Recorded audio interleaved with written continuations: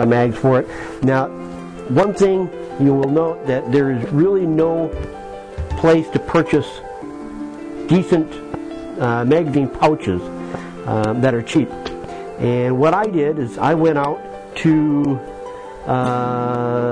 Center Fire and I purchased Uzi magazine pouches, and that's what it looks like. And all I did was take that magazine pouch, since I have an Uzi too, I just took the pouch and I cut off the top.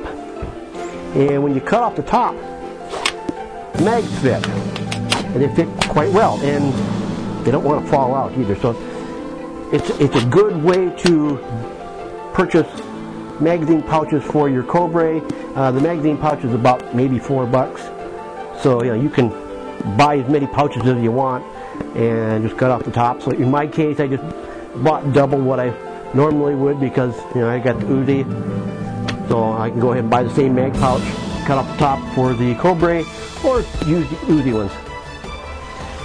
I have fired many of the full autos, and full autos fire from the open bolt. They are difficult to control. It takes some practice to really get a lot of stability out of them, control, be able to hit your target.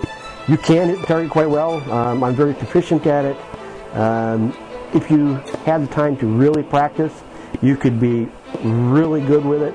But these fire so quickly that it's really hard to control. And they do have buffers and things that you can slow down the rate of fire on these weapons, as well as different bolts to slow down the rate of fire. Slowing down the rate of fire would be a good idea on any of the MAC weapons, whether it be a MAC10, MAC10-9, MAC11. MAC11, well, I have to say I like the MAC11 just the way it is. 1600 RPM is kind of fun. I wish we could have folding stocks and semi-autos without calling it a short-barreled rifle. Be able to have some stability in it. Makes it a little bit more fun to shoot. Optics are really advised on this weapon. It doesn't have much of a trigger pull, so if you could put optic on it, anything would help. Like I said, this is a fun weapon. I mean, originally they were just a little over $100. They're a whole lot more than that. I think they're probably $400 or $500 range now, depending where you're getting them. And you can screw on a suppressor. I do have a dummy suppressor for this one, just as a handhold. You can bump fire this, and it does bump fire quite well. The only problem is once you swap over your charging handle, it doesn't bump fire very well because you're adding more mass.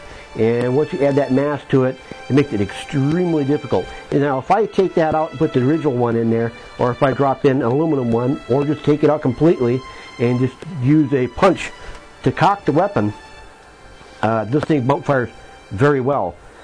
It's just kind of pointless though. There's some weapons that bump fire very well, and they're a lot of fun. This one right here, it bump fires quite well, but it's just, you're not hitting a whole lot. You can hit the target, but it's not like bump firing an AR-15 where you're actually going on smaller groups. There's no grouping with this. Like I said, this is a fun weapon. This is a collector weapon. Everybody recognizes this. It's about as recognizable as like the Scorpion. It's also about as recognizable as an Uzi. And even if I bend over it a little bit here, if you're looking on the market, you can even find these in airsoft now.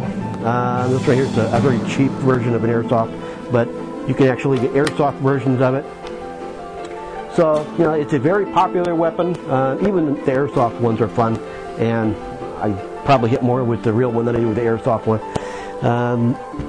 These are good weapons, just like anything. It's a weapon that has a purpose for just plain fun. You're not going to do any target practice with it, and you're not going to do any hunting with it. This is more for a sports style shooting event where you're going after close-in steel plates or larger targets. I mean, like I said, this is not something without optics on it you're going to be doing any real grouping on.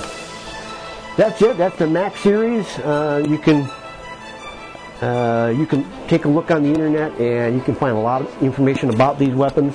They still sell them. The Cobras are still available.